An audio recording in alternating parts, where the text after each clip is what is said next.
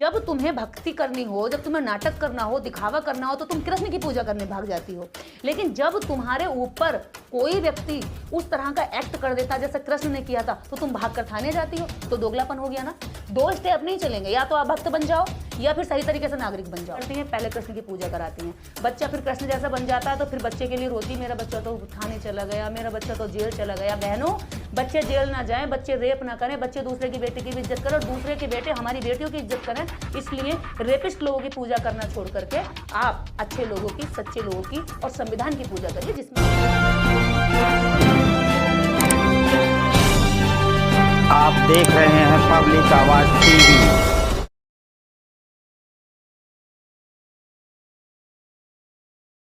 अगर कोई पुरुष अपनी बीवी के रहते हुए दूसरी महिला के साथ संबंध बनाता है या फिर अनेकों महिलाओं के साथ रिश्ता रखता है तो समाज में उसे गलत नजरों से देखा जाता है।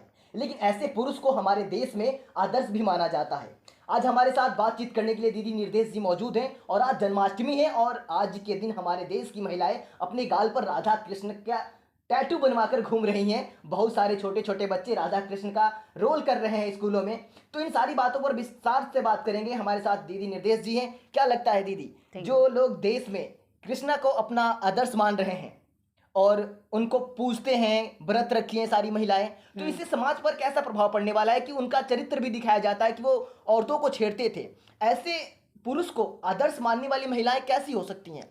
देखिए, अगर वो महिलाएं कृष्ण को अपना आदर्श मान रही हैं, जो एक रेपिस्ट था, तो मुझे लगता है कल से मान लो रेपिस्ट को आदर्श मानकर अगर सारे पुरुष इनकी बेटियों के नहाते हुए कपड़े उठा लाए या उन्हें न्यूड तरह से देख लिया, तो क्या ये महिलाएं थाने जाएंगी? यदि ये थाने जाती हैं तो ये दोगली हैं। यदि ये एक कपड़े चोरी करने वाले व्यक्ति के खिलाफ ये थाने ना जा करके उसके ऊपर फूल बरसाती हैं, उसके पैर छूती हैं, उसके लिए घी का दिया जलाती हैं, तब तो ये मैं मानूंगी कि ये लोग जो है कृष्ण की भक्त हैं। यानी ये भक्तनी नहीं है, फिर ये दोगली हैं। जब तुम्हें भक्ति करनी हो, जब तुम्हें नाटक करना हो, दिखावा करना हो, तो तुम कृष्ण की पूजा करने भाग जाती हो। लेकिन जब तुम्हारे ऊपर कोई व्यक्ति उस तरह का एक्ट कर देता जैसे कृष्ण ने किया था, तो तुम भागकर थाने जाती हो। तो दोगलापन हो गया ना। दो स्टेप नहीं चलेंगे, या तो आप भक्त बन जाओ या फिर सही तरीके से नागरिक बन जाओ। जब तुम्हारे साथ तुम्हारी बहन बेटी के साथ छेड़छाड़ होती है, तो तुम्हें क्या याद आता है? बाबा साहब डॉक्टर अम्बेडकर का लिखा हुआ भारतीय संविधान याद आता है, तुम्हें अदालत याद आती है, तुम्हें थाना याद आता है।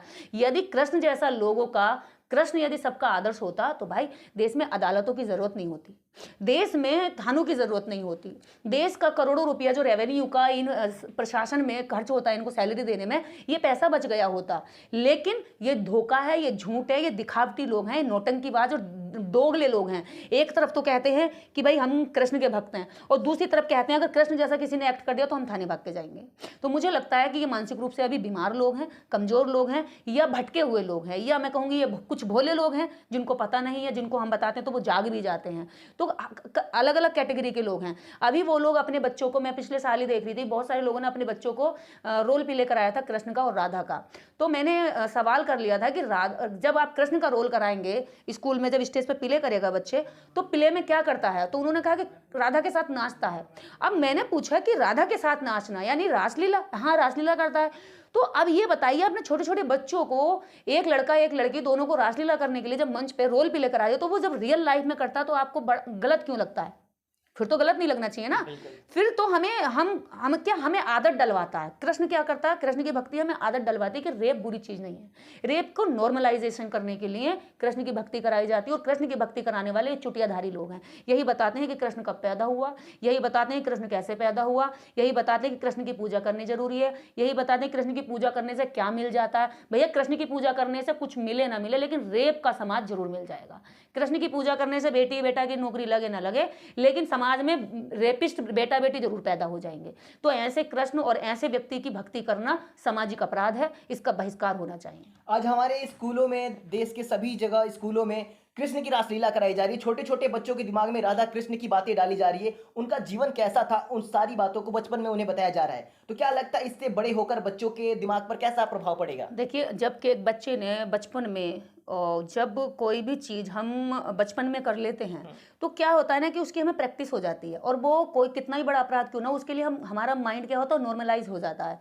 और नॉर्मल होकर के फिर हम उसको क्या, अगली बार भी फिर प्रैक्टिस करते हैं। क्या बच्चे एक प्रैक्टिस में आ गया, मान लीजिए वो प्रैक्टिस में आकर के फिर क्या करता है कि बाद में उसे लगता है कि ये कोई बड़ी चीज़ नहीं है। जैसे लड़कियों पर कमेंट पास करना, सीटियाँ बजाना, भद्दी गालियाँ देना, गंदी वाहियात बातें करना, या उनको रास्ते में चलता हुआ देख करके उनके साथ रासलीला करने का उनका मन करता है।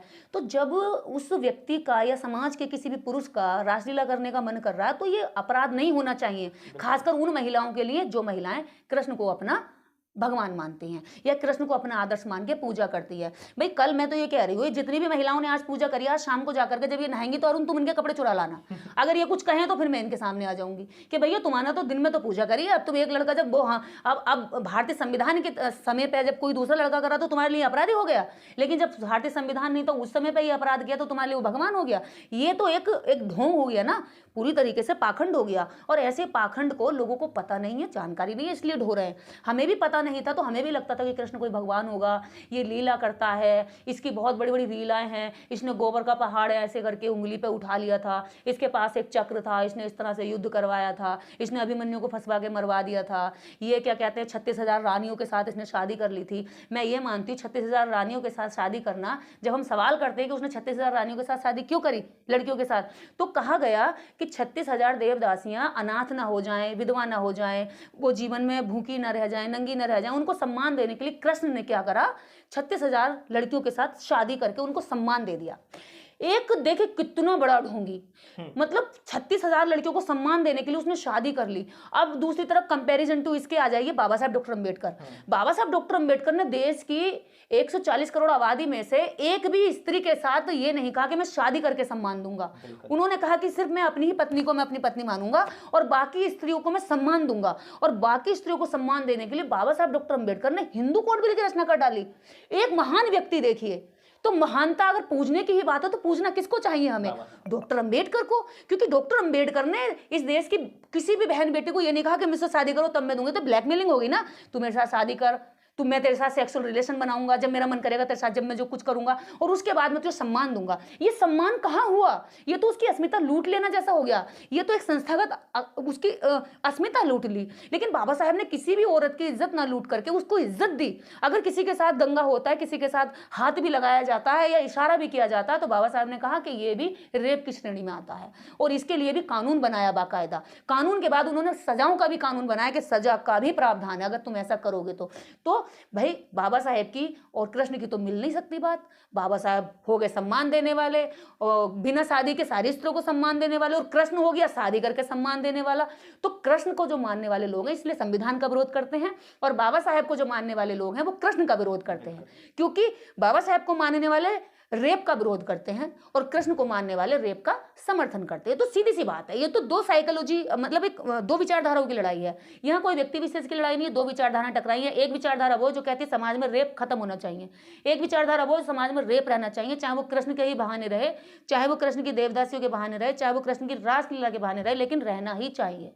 तो ये दो विचारधाराओं में देश की लड़ाई चल रही है, और ये अब की नहीं है, लंबे समय की आगे तक भी चलेगी। अभी जो हमारे दर्शक बंधु देख रहे हैं, आखिरी में उन्हें क्या संदेश देना चाहेंगे? जो महिलाएं, जो हमारी बहनें अडम्बर पाखंडवाद में फंसी हुई हैं और आज व्रत रखी हैं, कृष्ण को अपना आदर्श मानती हैं, ऐसी हमारी भोली भाली बहनों के बारे में क्या संदेश देना चाहेंगे? मैं अपनी भोली बहनों से एक बात कहना चाहूँगी, बहनों आप बस थोड़ी सी बुद्धि में ये डाल के देखना कि आज अगर आपको कोई छेड़ता है तो आपको बुरा लगता है, कोई आपकी बिना मर्जी के कोई आपको हाथ लगाता है या इशारे देता है तो आप एकदम असहज हो जाती हैं, और आपको आपके आत्मसम्मान को ठेस पहुंचती है, आपके मन पे कहीं ना कहीं अनकंफर्टेबल एक फीलिंग आती है, आपके शरीर में एकदम ऐसे लगता है कि किसी ने मुझे दूर से ही टच कर लिया, अगर कोई गलत इशारा भी करता है।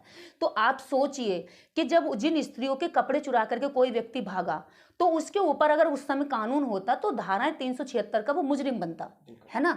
लेकिन उस समय संविधान नहीं था, कानून नहीं था, तो क्या था, पोंगा पंडो ने उसको रेपिस्ट को कहा कि इसकी लीला है, ये चमत्कार है। आप बताइए क्या ये चमत्कार की श्रेणी में आता है? एक बलात्कार को उन्होंने चमत्कार बता दिया, यानी कि आज बलात्कार को बलात्कार ही कहा जाता है, चमत्कार नहीं कहा जाता।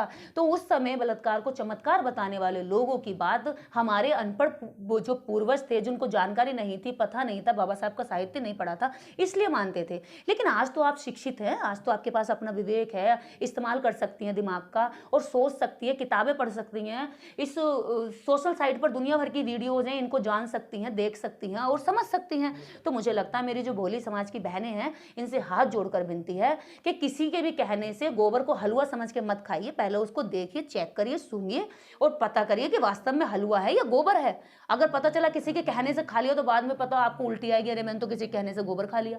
तो ये ऐसा ही है, ये सब गोबर है, इसके पीछे मत जाओ, अपने बच्चों को इससे बचाओ, अपने बच्चों के सामने इसकी तस्वीर मत दिखाओ, क्योंकि इसकी तस्वीर होगी तो इसकी कथा बतानी पड़ेगी।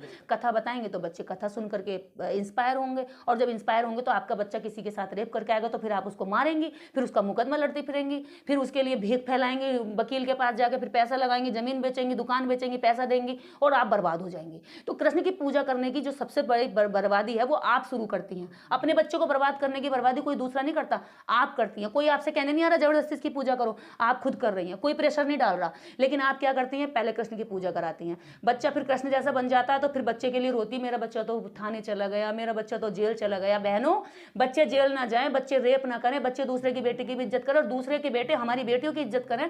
इसलिए रेपिस्ट लोगों की पूजा करना छोड़ करके आप अच्छे लोगों की, सच्चे लोगों की और संविधान की पूजा करिए, जिसमें आपको सारे अधिकार हैं। Thank you.